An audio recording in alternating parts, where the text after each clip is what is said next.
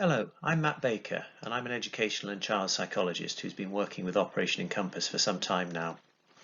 I'm here to talk about the role of schools and staff, both in the Operation Encompass protocol and in supporting young people experiencing domestic abuse more generally, a role which I can only describe as vital. The beauty of the Operation Encompass protocol is its simplicity. All it entails is a call to school. The reason it works beyond that, however, and the only reason, is the response of schools at that point. The actions you and colleagues take can make dramatic and sometimes life-changing and lifelong differences to a child or young person. That may sound like a bold claim, and it is, but it's also true.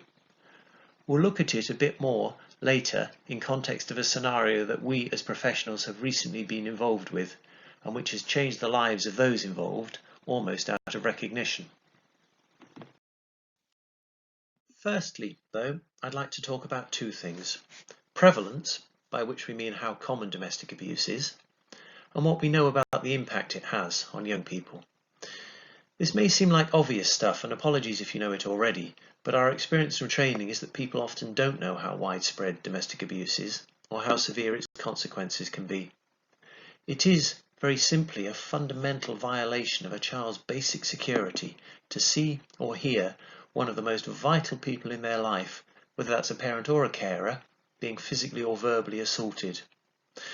And it's also a very confusing experience if the person carrying out that attack is someone else you are close to, someone you love, and someone you rely on to get your day-to-day needs met.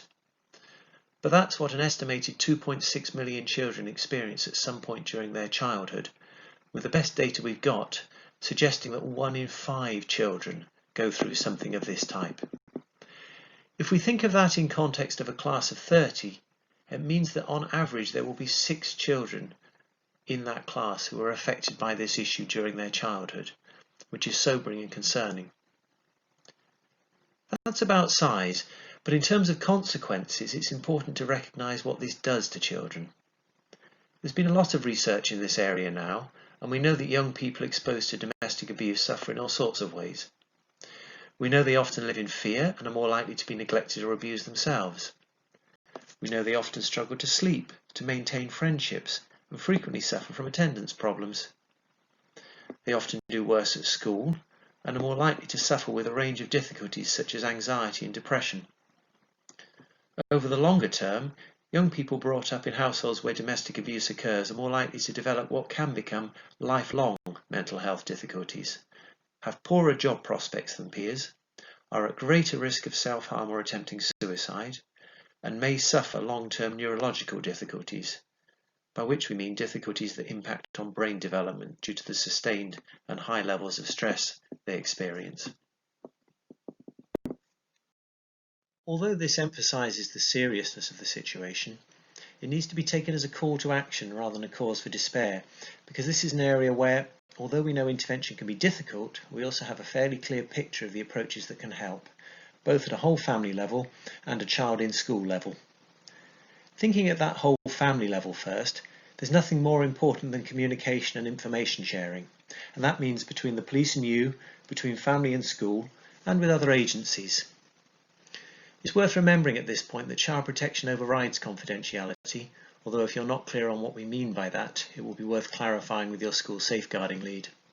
Put simply, there is no barrier to information sharing when we are concerned about a child or young person.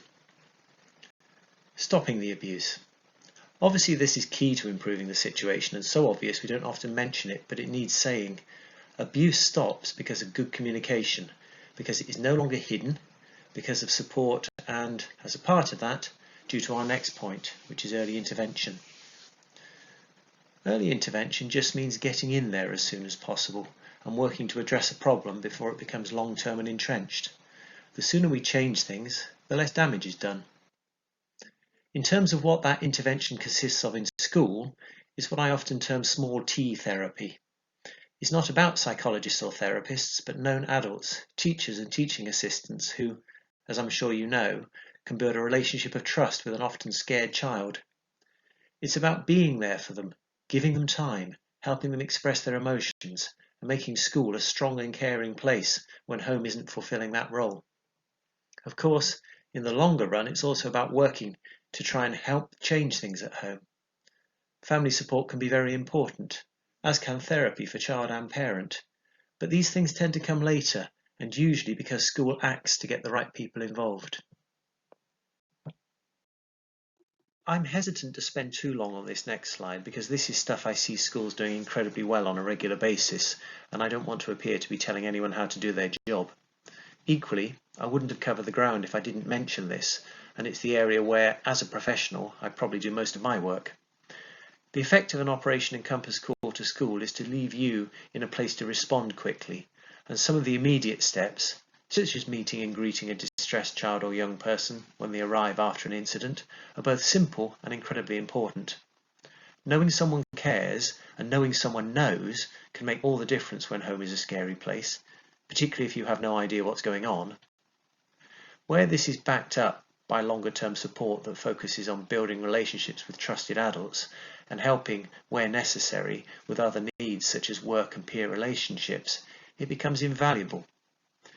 Equally important, but slightly further down the line, are the steps school takes to involve other services which support both child and family. And hopefully in the longer term this results in a household where things change and get better, and where domestic incidents don't occur. As I said at the start, I'm going to talk a little bit about two children, Tony and Amelia, although these are not their real names. School were aware of both children and concerned, in particular about aggressive behaviour, but the cause of this was not apparent until they received an Operation Encompass call. The parent support advisor met the children, who were 5 and 7, on arrival at school the following day and spent some time playing and reading with them. At the same time, school sought to contact Mum but were beaten to it by Mum, who contacted them. Having been made aware by the police that the incident would be reported to school, she had decided to act first. Although this initial contact was hesitant on Mum's part and probably not made entirely out of choice, the fact that school, and particularly their parent support advisor, responded with understanding meant that this was quickly overcome. Although initial steps were rapid, the process shown in the timeline here equates to about 12 to 15 months. School initially focused on building relationships with mum and children, but also referred on for practical support and counselling. With support, Mum was helped to find a new tenancy, and when she was feeling able, began a college course. We can't do justice to this story in a few sentences, but it's important to emphasise both the role of the Operation Encompass protocol in triggering this, and the longer-term role of school in supporting and enabling mum and children.